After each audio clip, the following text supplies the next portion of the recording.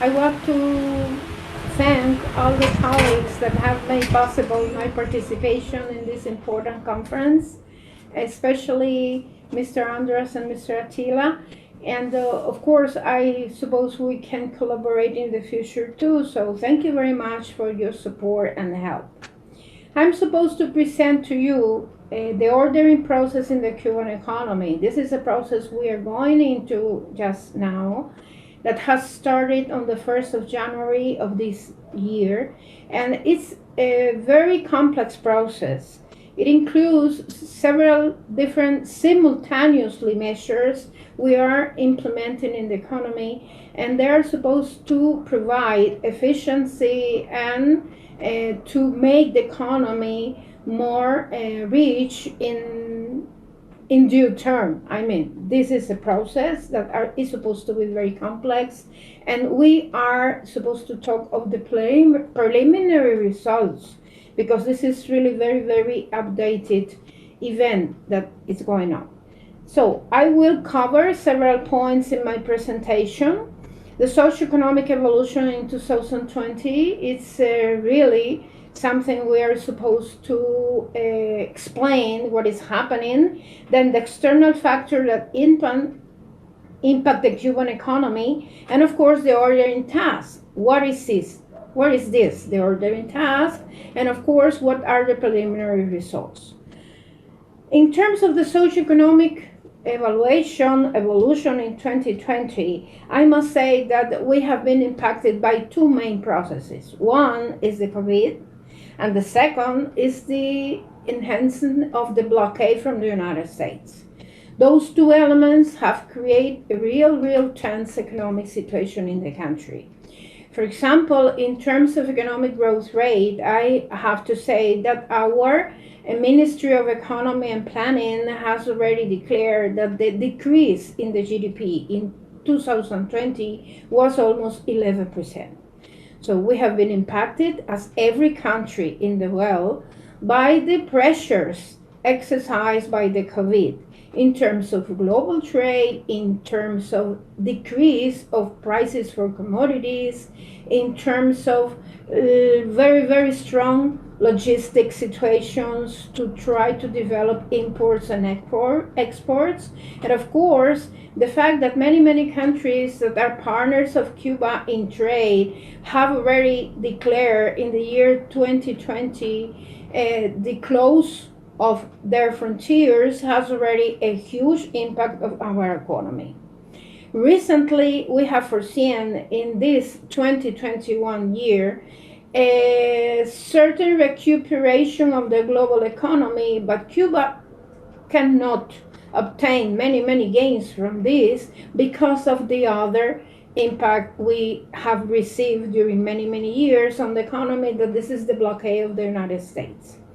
The last administration, the Trump administration, approved almost 242 new measures to make the blockade more strongest. And recently, almost at the end of his administration, they have declared Cuba a member again of the list of countries promoting terrorism. I mean, this is really very bad because it creates an image of Cuba that affects our international relations, especially all related to financial relations. And of course, those are impacts we have in 2020, and those are impacts, COVID and the blockade, that will not disappear in 2021. We still have the same pressures for the economy. We have been restrained. There are a lot of restrictions for our financial monetary system to deal with different currencies, for example, dollar. Recently, we have approved a measure to prohibit the circulation inside the country of the dollar because of the restrictions many foreign banks are experienced concerning this outside Cuba, and the fact that those banks have a lot of problems with the United States authorities for that. So we have eliminated the proper the functioning, the transference of the dollar inside the economy. The people can remain in property of dollars. This is not prohibited, but they cannot use internally in Cuba. They can use for their different businesses outside the country, but they cannot use internally. So in terms of the external factors, we have been experienced this blockade and the COVID. In terms of the COVID, I just want to remember that Cuba is one of the developing countries with a more strongest health system.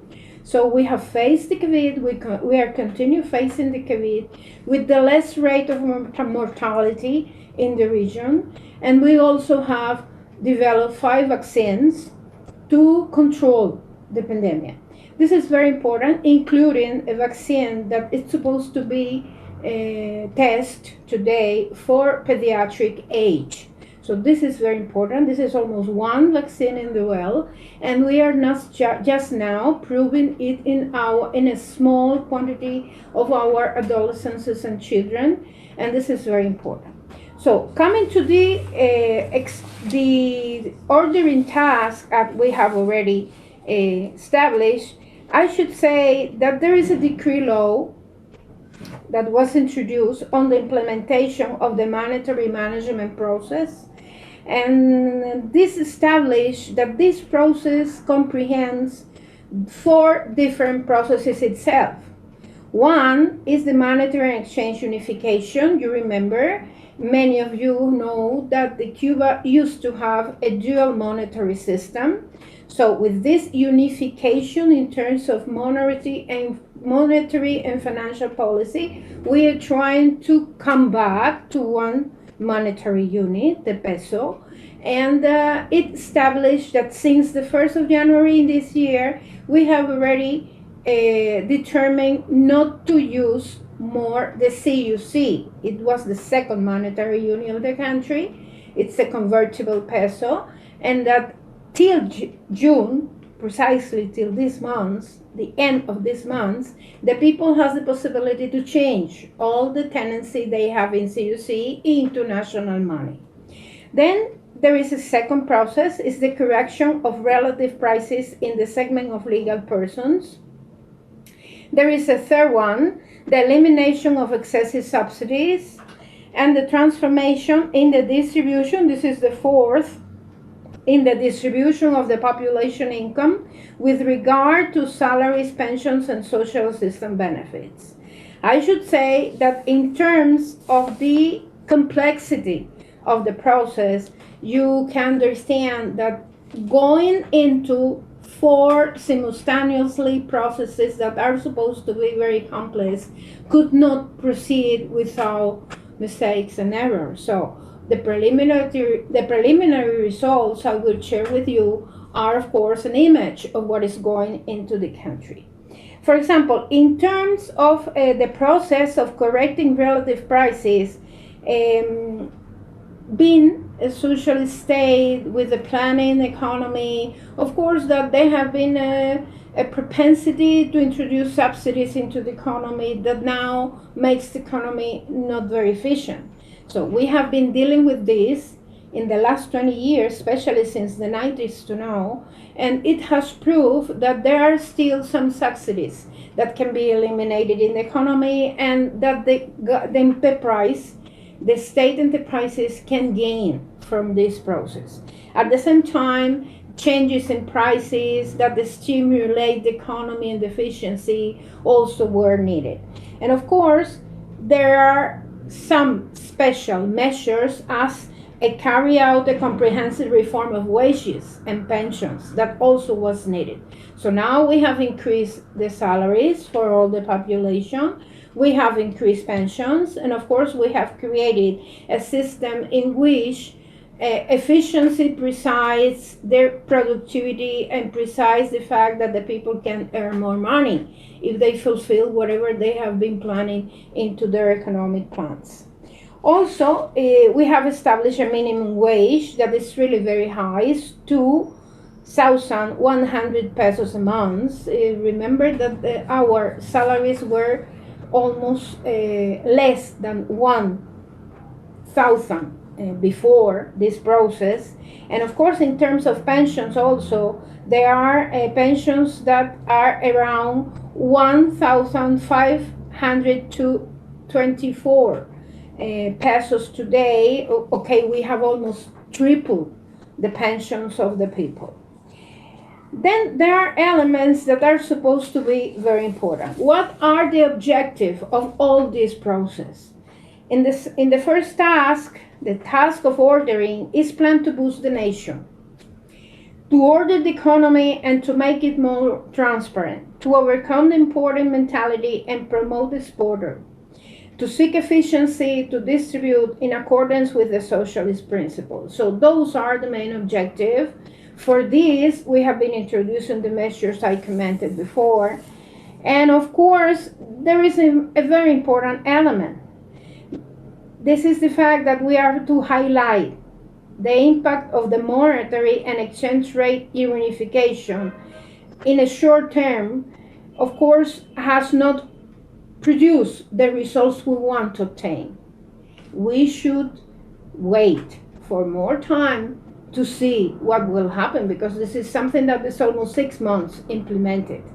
At the same time, there is a process in which there have been rectification of some of the measures that the people are saying are not agree with.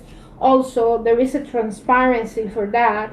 The authorities had recognized that the modeling of this enormous set of measures implies that there is a very difficult task. And for that, we need moments in which we can talk with the people, we can promote debates to see how they feel about what we're doing, and of course rectify whatever is wrong into what is happening. So suggestions that have been implemented already, it's to review the gaps that can be identified in the design of this glamorous process and complete a review and rectification of the cost and profitability of many of the measures that have been introduced. It, of course, promoted debate to stimulate the people to take more participation in what is happening in the country. I want to end here. I want to thank again all the colleagues for this possibility, and I suppose we can collaborate in future events. Thank you very much, and I wish you a big success.